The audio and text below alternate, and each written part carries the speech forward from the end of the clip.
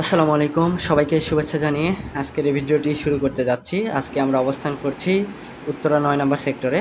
এখানে আমাদের একটি এক রুমের বেডরুমের কাজ কনফার্ম হয়েছে, তো কাজ চলমান রয়েছে।